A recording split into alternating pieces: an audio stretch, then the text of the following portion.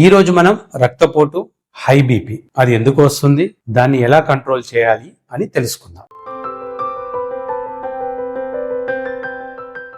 నమస్కారం, నేను doctor Kondapaka Kiran Kumar, interventional cardiologist, sunrise hospitals, Karimnagar.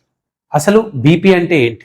BP అంటే బ్లడ్ ప్రెషర్. మన గుండె మన అవయవాలకి రక్తం సరఫరా చేయడానికి క్రియేట్ చేసే ప్రెషర్ ని బ్లడ్ ప్రెషర్ అని అంటారు. సో కామన్ టర్మినాలజీలో దాన్ని బీపీ అని అంటారు. సో బీపీ ఎక్కువ ఉన్నప్పుడు దాన్ని హై బీపీ అంటారు, బీపీ తక్కువ ఉన్నప్పుడు దాన్ని లో బీపీ అంటారు. ఈ రోజు మనం హై బీపీ గురించి తెలుసుకుందాం. మన ఇండియాలో కొన్ని స్టడీస్ ప్రకారం ప్రతి నలుగురిలో ఒకరికి బీపీ అనేది ఉండాల్సిన దానికంటే ఎక్కువ ఉంటుంది. సో ఇప్పుడు నార్మల్ బీపీ ఎంత అనేది చాలా మందికి ఉండే కన్ఫ్యూషన్. సో బీపీ మన బాడీలో ఎప్పుడు గీత గీసినట్టు ఒకే రకంగా ఉండదు. మన ఎమోషన్స్ ని బట్టి, మనం చేసే పనిని బట్టి బీపీ అనేది ఫ్లక్చువేషన్స్ ఉంటుంది.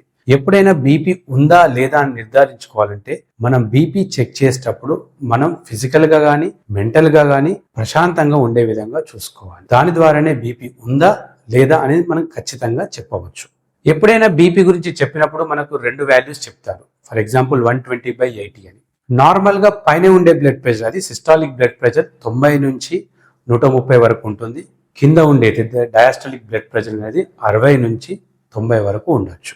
సో ఈ వాల్యూస్ కంటే ఎక్కువగా ఉంది అంటే దాన్ని హై బీపీ అని అంటారు. సో మీరు డాక్టర్ని కలిశారు, బీపీ ఫర్ ఎగ్జాంపుల్ 140/80 ఉంది.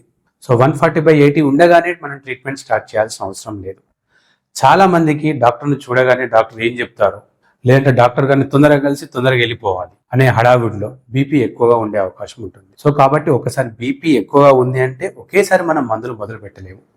మళ్ళీ ఒక 2-3 సార్లు, ఒక 2-3 రోజుల గ్యాప్లో ప్రశాంతంగా ఉన్నప్పుడు బీపీ చెక్ చేసుకొని, అప్పుడు కూడా బీపీ 140 పైన, కింది నెంబర్ 90 పైన ఉన్నప్పుడు మనం మందులు మొదలు పెట్టాల్సి ఉంటుంది. కొన్నిసార్లు బీపీ ఒకసారి 140/90 వస్తుంది, ఒకసారి 110/70 వస్తుంది, ఒకసారి 160/100 వస్తుంది.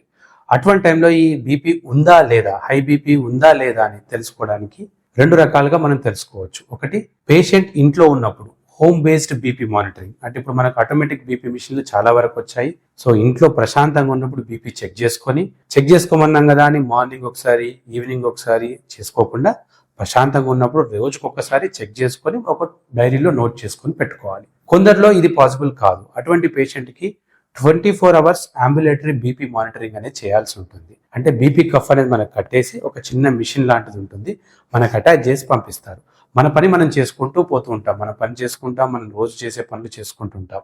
సో దీనివల్ల మనం పనిలో ఉన్నప్పుడు బీపీ ఎక్కువ ఉంటుందా, మనం ప్రశాంతంగా ఉన్నప్పుడు బీపీ ఎక్కువ ఉంటుందా, ఇంట్లో ఉన్నప్పుడు బీపీ ఎక్కువ ఉంటుందా చూసి ఓవరాల్గా బీపీ ఎంతవరకు ఎక్కువ వస్తుంది, బీపీ ఉందా లేదా అని మనం నిర్ధారించుకోవచ్చు. ఇప్పుడు మనం పైన తెలిపిన విధంలో ఏదో ఒక దాని ద్వారా హై బీపీ అని నిర్ధారించుకున్నాం. ఇప్పుడు మందులు పెట్టాలా లేదా అనేది ప్రశ్న.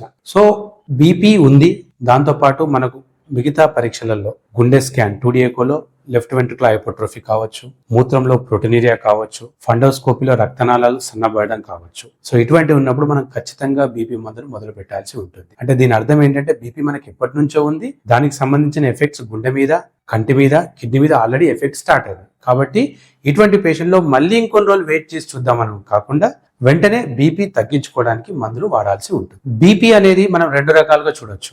ఒకటి సెకండరీ హైపర్ టెన్షన్, రెండవది ప్రైమరీ హైపర్ టెన్షన్. ఈ ప్రైమరీ హైపర్ టెన్షన్ ని ఎసెన్షియల్ హైపర్ టెన్షన్ అంటారు. సెకండరీ హైపర్ టెన్షన్ అంటే ఏంటంటే మనకు బీపీ ఉంది కానీ దేని వల్ల వచ్చింది, మిగతా కారణాల వల్ల వచ్చిన దాన్ని సెకండరీ హైపర్ టెన్షన్ అంటారు. సో ఇటువంటి పేషెంట్ లో ఆ సెకండరీ కాజెస్ ని ట్రీట్ చేస్తేనే మనకు బీపీ అనేది కంట్రోల్ అవుతుంది.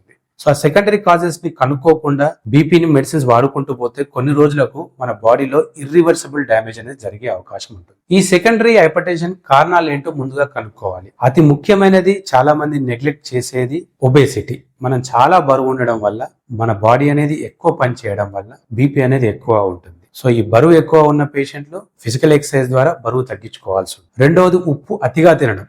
సో రొటీన్ గా వాడే ఉప్పు కంటే ఎక్కువ తినడం, ఎక్కువ అవుట్ సైడ్ ఫుడ్ తినడం ద్వారా మన బాడీ లోపల ఉప్పు ఎక్కువగా చేరుకొని, ఆ ఉప్పు ఎక్కువ ఉండడం వల్ల బ్లడ్ వాల్యూమ్ అనేది ఎక్కువైపోయి బీపీ అనేది ఎక్కువగా ఉండే అవకాశం ఉంటుంది. దీంతో పాటు ఆల్కహాల్ ఎక్కువ తీసుకోవడం, స్మోకింగ్ చేయడం, టొబాకో తినడం వల్ల కూడా మన బీపీ సాధారణ స్థాయి కంటే ఎక్కువగా ఉండే అవకాశం ఉంటుంది. కొందరిలో కిడ్నీకి సంబంధించిన సమస్యలు ఉంటాయి, బయటికి ఏమి కనపడదు బట్ పరీక్షలు చేయడం వల్ల అల్ట్రాసౌండ్ అబ్డమెన్ కానీ, రీనల్ డాప్లర్ కానీ, యూరిన్ ఎగ్జామినేషన్ చేయడం వల్ల మన కిడ్నీ సమస్య గుర్తించి ఆ కిడ్నీ సమస్యను ట్రీట్మెంట్ చేస్తే బీపీ ఆటోమేటిక్ గా కంట్రోల్ అవుతుంది. లేకుంటే కిడ్నీ సమస్యను మనం వదిలేసి ఓన్లీ బీపీ ట్రీట్ చేయడం వల్ల కొన్ని రోజులకు కిడ్నీలు పూర్తిగా డ్యామేజ్ జరిగిపోయి ఇర్రివర్సబుల్ స్టేజ్కి వెళ్ళి డయాలసిస్ దాకా పోయే అవకాశం ఉంటుంది.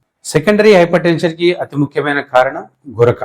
చాలా మంది లావు ఉండి గురక పెట్టడం పెద్ద సమస్య కాదు, నీ అలసిపోవడం వల్ల గురక వస్తుందని నెగ్లెక్ట్ చేస్తారు. గురక ఉండడం వల్ల మన బాడీకి సఫిషియెంట్ రెస్ట్ అనేది దొరకదు. దానివల్ల బీపీ అనేది హైయర్ సైడే మెయింటైన్ అవుతుంది. రాత్రిపూట నిద్రలో కూడా బీపీ ఎక్కువ ఉంటుంది, డే టైంలో కూడా బీపీ ఎక్కువ ఉంటుంది. ఈ గురకను కంట్రోల్ చేయకుండా మనం ఎన్ని మందులు వాడినా ఈ బీపీ అనేది పూర్తిగా కంట్రోల్ కాదు. గురకకున్న కారణాన్ని కనుక్కొని గురకను ట్రీట్ చేయడం వల్ల బీపీని కంట్రోల్ చేసుకోవచ్చు. మరొక ముఖ్య కారణం థైరాయిడ్ హార్మోన్ ఎక్కువగా ప్రొడ్యూస్ అవ్వడం. దీన్నే హైపర్ థైరాయిడిజం అని అంటారు.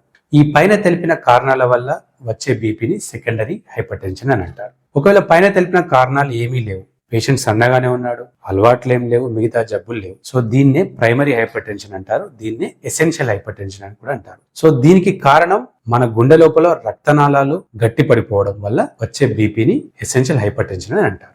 కొంతమందికి బీపీ మెడికేషన్స్ వాడాలి అనగానే సందేహం ఉంటుంది. సిమ్టమ్స్ లేవు, నాకు ఎటువంటి ప్రాబ్లం లేదు, నేను బాగానే ఉన్నాను, బీపీ మాత్రమే ఎక్కువ వస్తుంది, నాకు 160/100, 180/100 నాకు నార్మల్, ఎప్పుడు చూసినా ఇలానే ఉంటుంది, మందులు వాడాల్సిన అవసరం ఉందా, వాడకపోతే అయిపోతుంది కదా అని అనుకుంటారు. కానీ బీపీకి ఎటువంటి సిమ్టమ్స్ అనేది ఉండవు. ఒకవేళ సిమ్టమ్స్ వచ్చాయి అంటే బీపీ అనేది ఆల్రెడీ మిగతా ఆర్గాన్స్ ఎంతో కొంత డ్యామేజ్ చేసింది అన్నాడు. కాబట్టి అది సెకండరీ హైపర్ టెన్షన్ అయినా ప్రైమరీ హైపర్ టెన్షన్ అయినా మందులు జాగ్రత్తగా వాడుకుంటూ మన లైఫ్ స్టైల్ని మార్చుకోవాలి. అంటే బరువు తగ్గడం, ఉప్పు తక్కువగా తినడం, ఆల్కహాల్ పూర్తిగా మానేయడం, స్మోకింగ్ పూర్తిగా మానేయడం ద్వారా మీ ఆరోగ్యాన్ని కాపాడుకోవచ్చు.